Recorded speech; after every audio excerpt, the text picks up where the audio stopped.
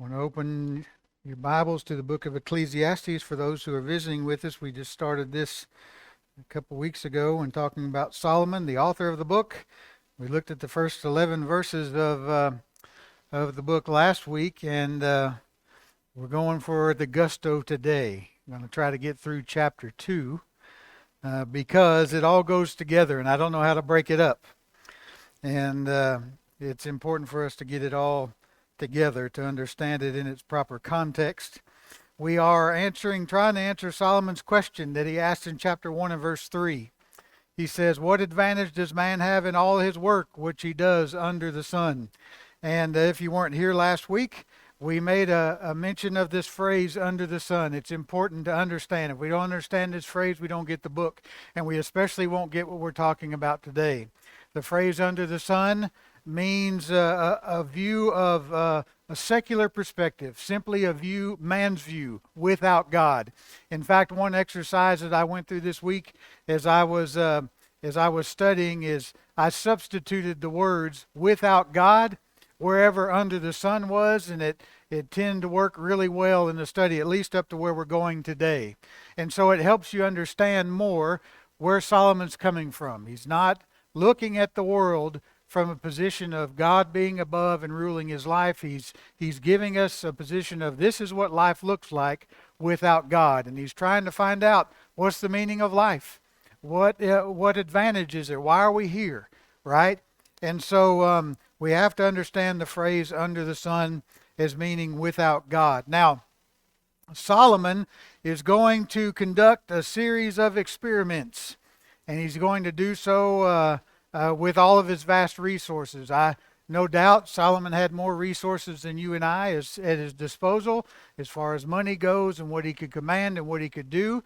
And so he's setting out to conduct experiments. And beginning in chapter 1 and verse 12 through verse 18, we read that one of the first experiments he's going to look at is he's going to try to view the world by wisdom. And when we talk about wisdom, a lot of times our mind goes back to when Solomon told God that he wanted wisdom and God gave him wisdom to rule over his people. This isn't that wisdom, okay? This wisdom here is secular wisdom.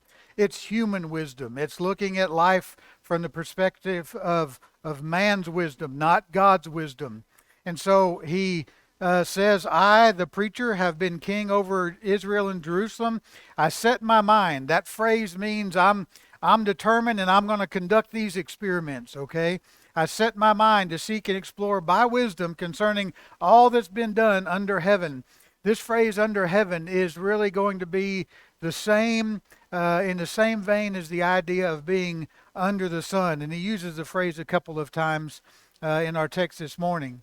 But all that's been done under heaven, it's a grievous task which God has given to the sons of men to be afflicted with. Now, here's where the only time he mentions God until the end of chapter 2, and it's really in somewhat of a negative sense. It's almost like he's blaming God for the toil in this life.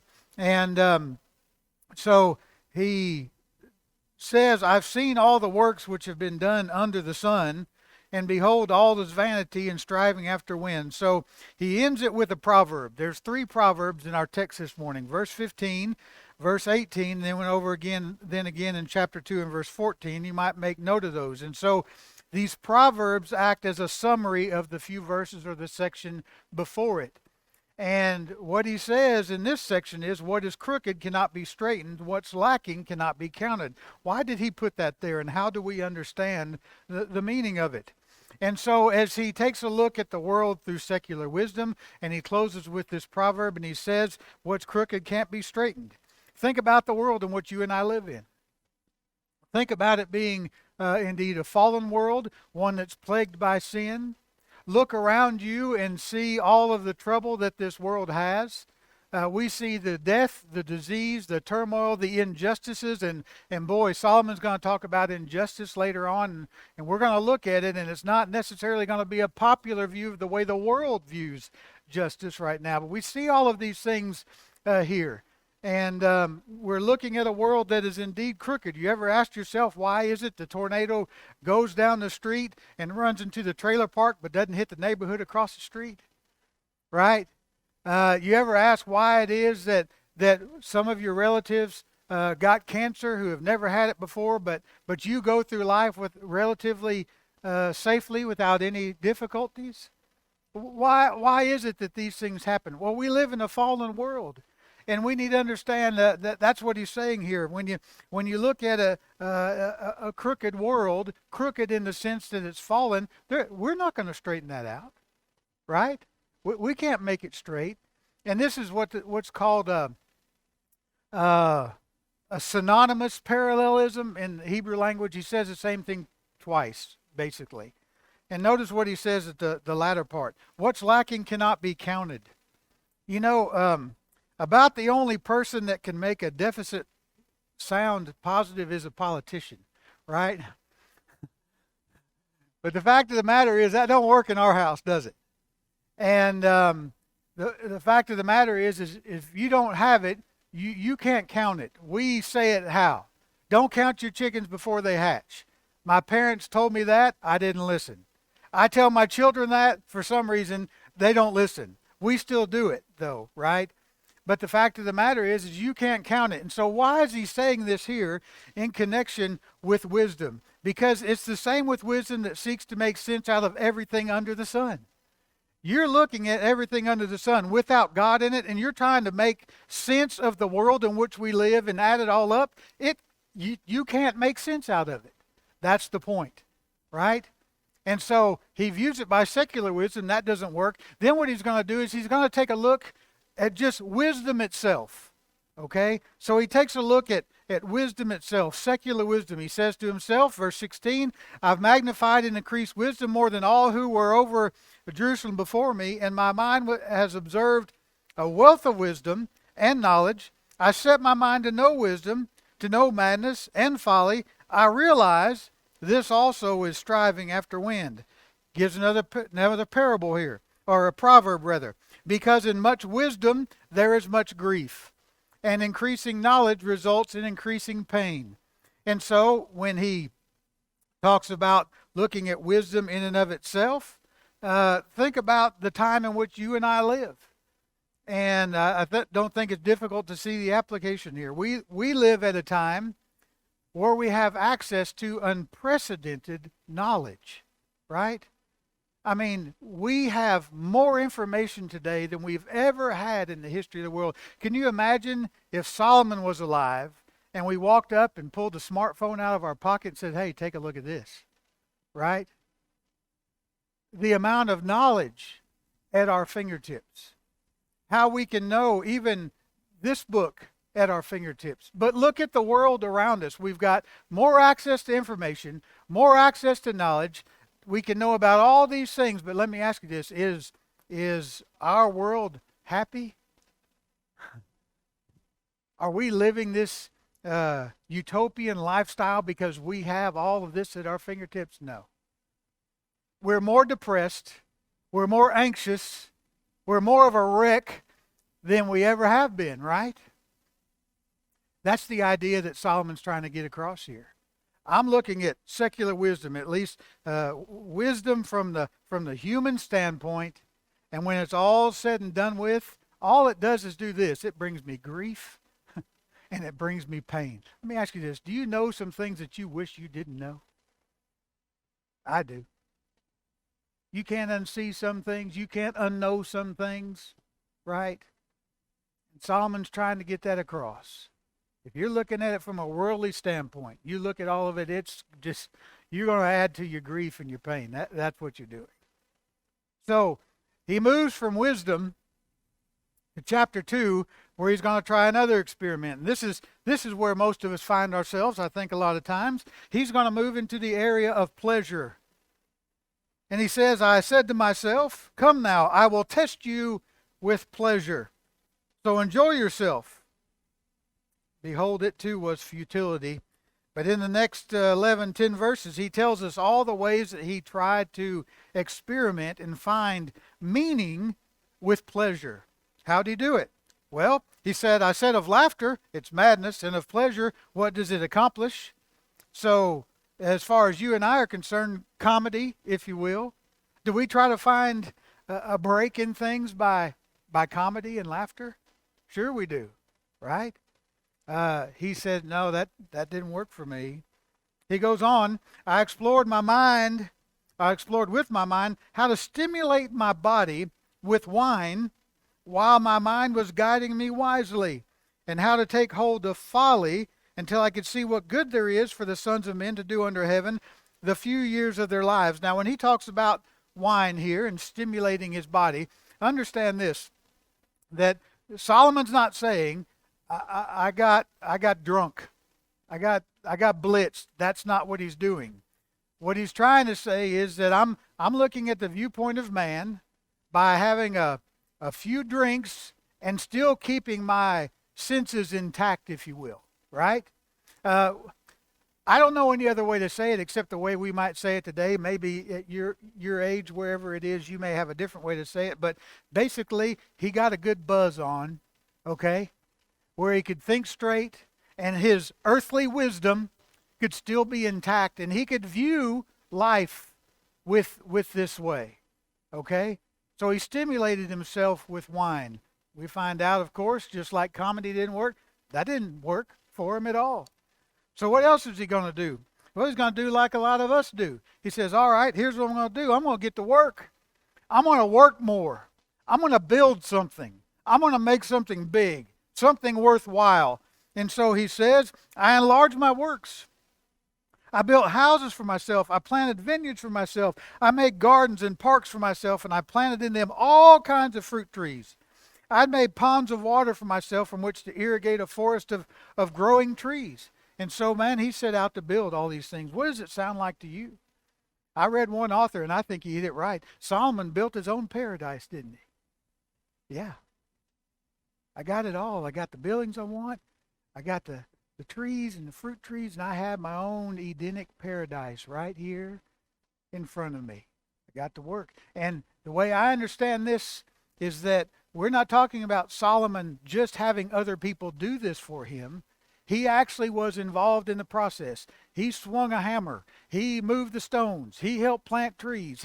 He was involved in this. Okay? Isn't that what you and I do? Well, if I just work harder, right?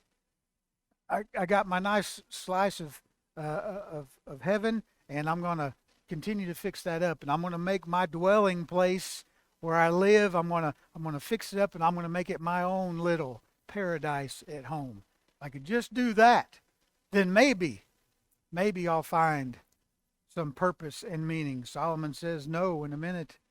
What else did he do? I bought male and female slaves. I had homeborn slaves. So I had all this staff. I built this big staff. Also, I possessed flocks and herds larger than all who preceded me in Jerusalem.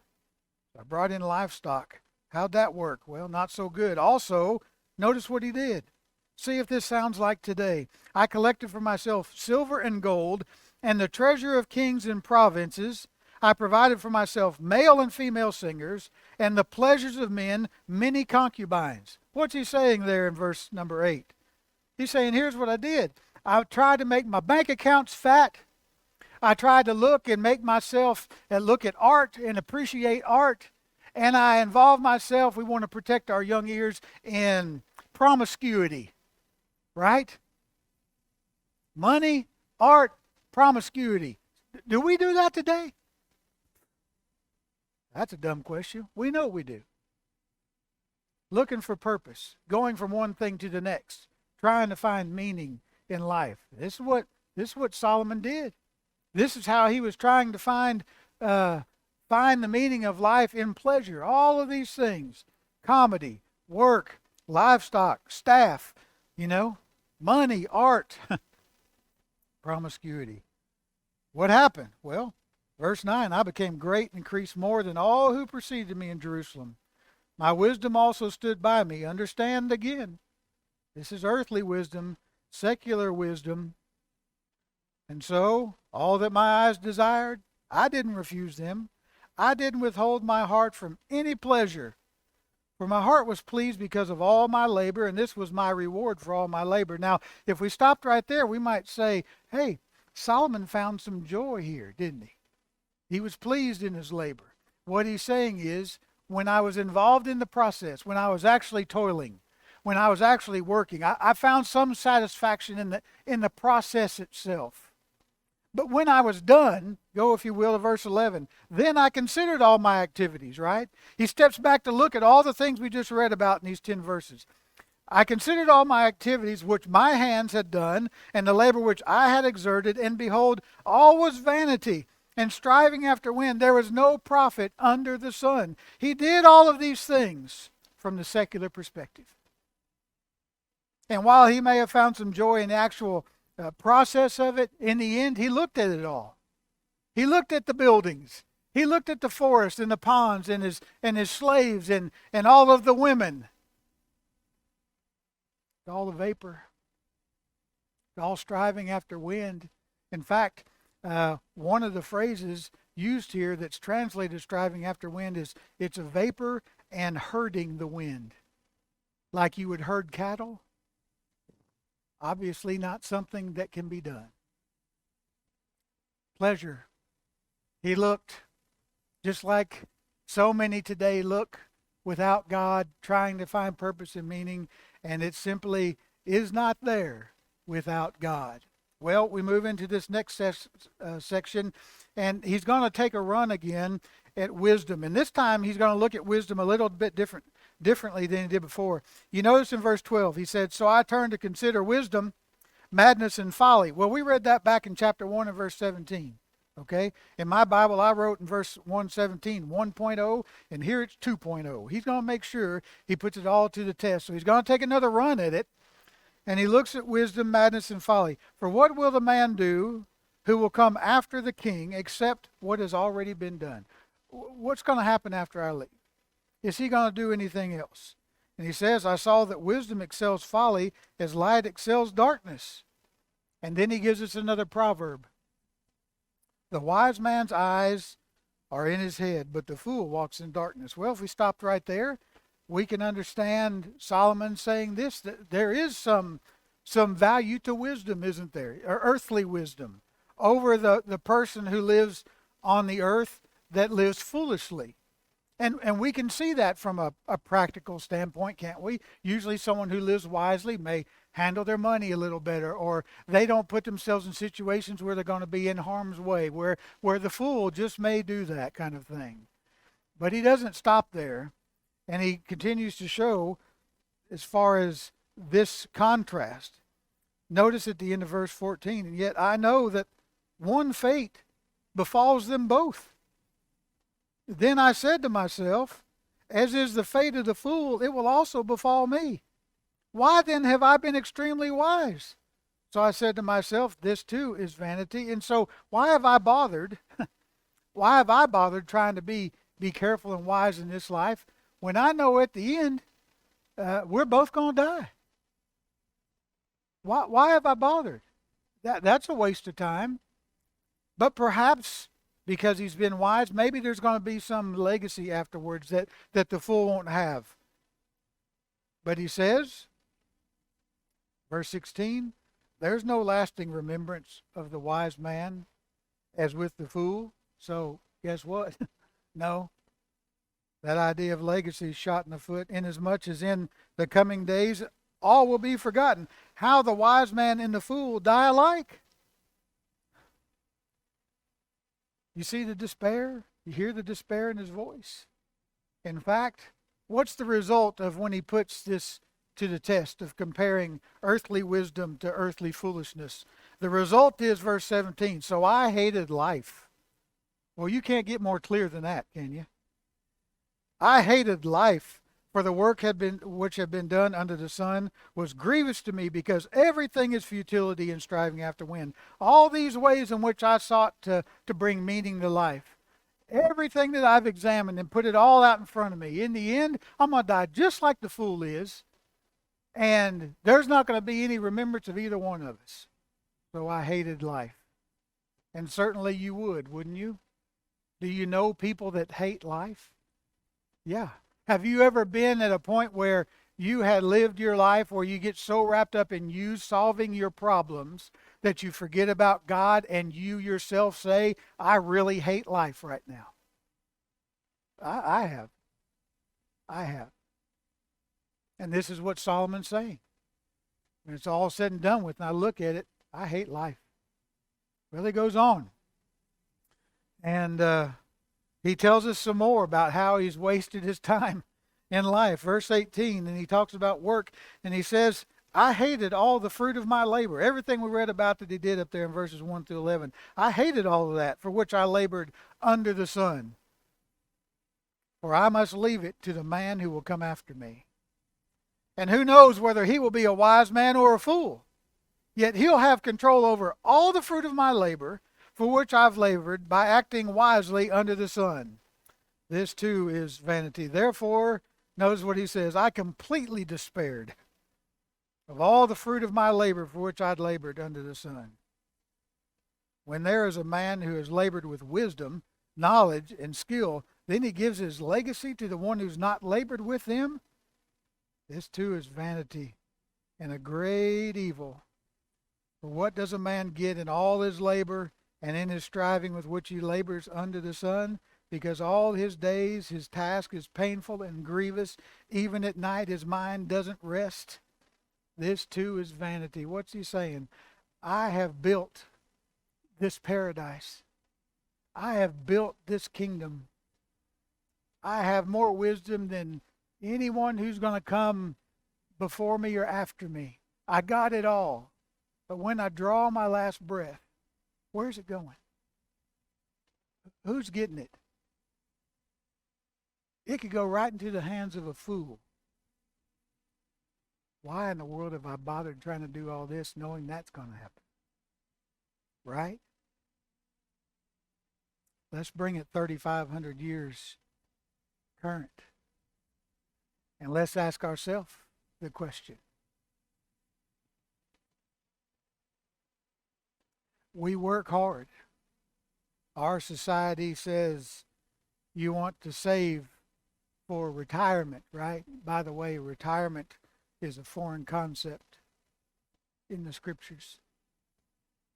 We're going to save for retirement, and not that it's wrong to save for the future, right? Scriptures teach, plan on a rainy day. There's going to come a time you're just not going to be able to do things. We understand that. We're not disparaging that. We want to keep it in context, though, and that is of building all of this kingdom and all of this wealth without God and then dying and leaving it to somebody else. What about children of God who live in this blessed country? We maybe get a house paid for, maybe a couple. Money in the bank, retirement, a good way, right? We get to live really good to make it to the end. We're really blessed here, aren't we, in this country? We get to the end of life, we've made our wills, we've written out our trust fund paperwork, we've done all of these things, right? And we come down to the end of life, and we know it's time for us to depart. And then, where is what God has blessed us with going? I think it's something we need to consider. I've expressed to you before concerns, obviously, my concern about my children, right? But in all of my inadequacies as a father, in everything where I've fallen short and wanted to improve, here's one thing that my children can say without a doubt that I know they would, is that my dad and my mom believe God is number one. And when it comes time for me to draw my last breath, and I have my afterlife plans written up, I can tell you this: my children will not be shocked or surprised when there is nothing left to them from my estate. Yes, there will be some grace on my part, pictures and a few things like that. But as far as the bulk of my millions, whatever's there, it's not going to them. because they're not serving the Lord. It's going to be my last sermon. It'll be my last plea to beg them to please come to God. I showed you my whole life by the way I lived. Your mom showed you your whole life by the way she lived. That He's number one. Why in the world would I turn around and take everything God's blessed me with and give it to children or family or organizations that care nothing about my God?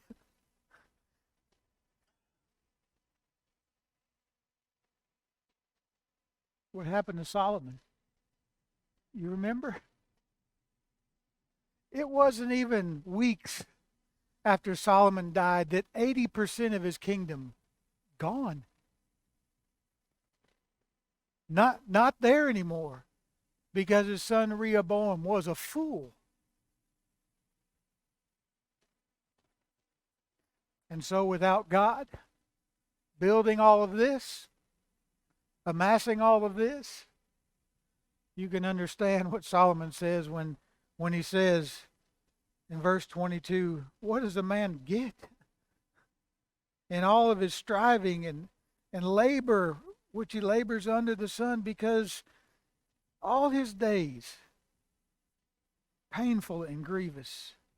He said, what it got me was pain and grief, and I didn't sleep at night because it just consumes my thought.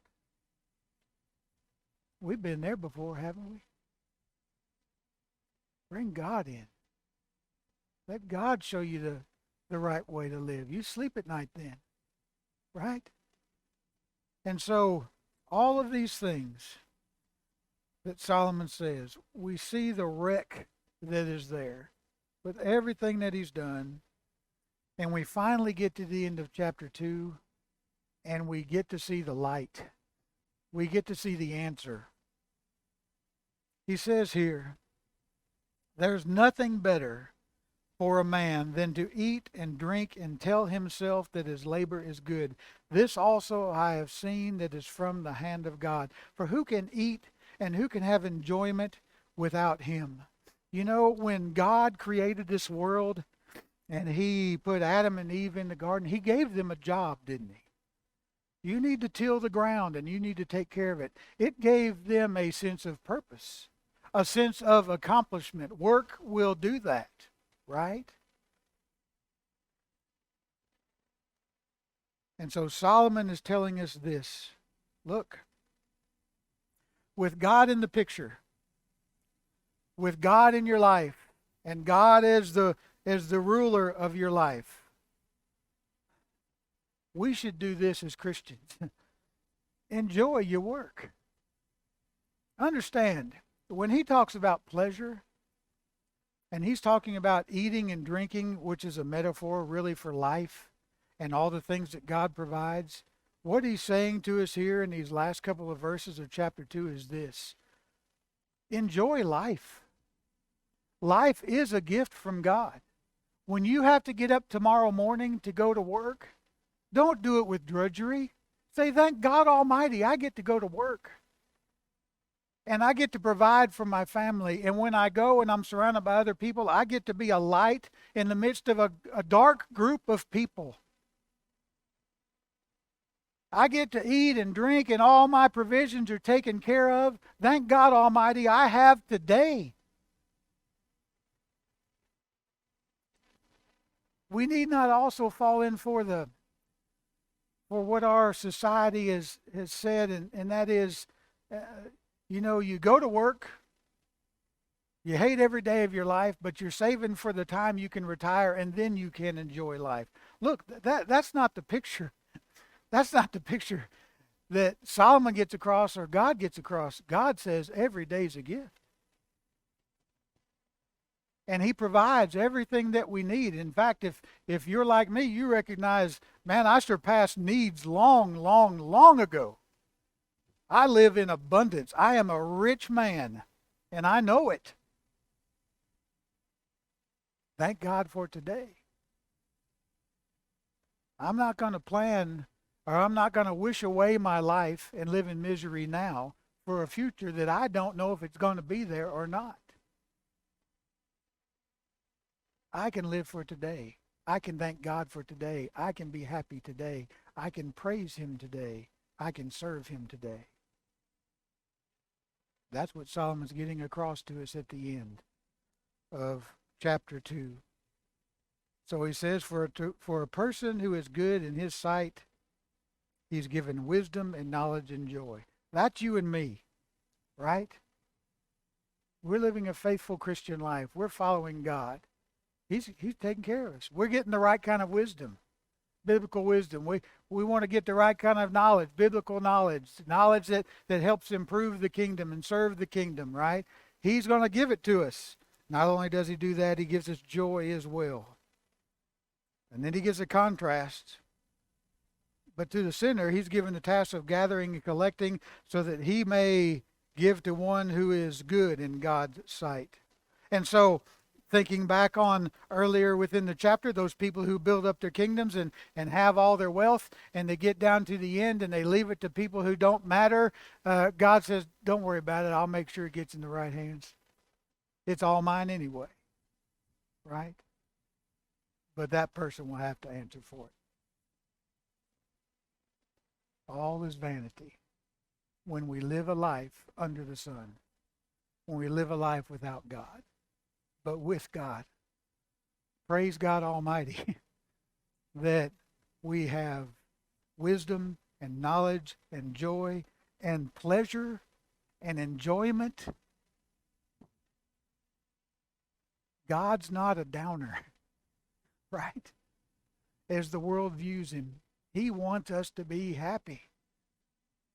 And there is no greater happiness, there is no greater joy, there is no greater life than living a life that's under God and not for ourselves. Are you living a life this morning the way Solomon was presenting, one under the sun, where all you can see is from a worldly perspective? I hope not.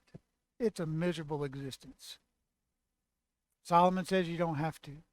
The Lord tells us that as well. You remember Matthew chapter 11, 28 through 30, come unto me, all you who are weary and are heavy laden, and I'll give you rest.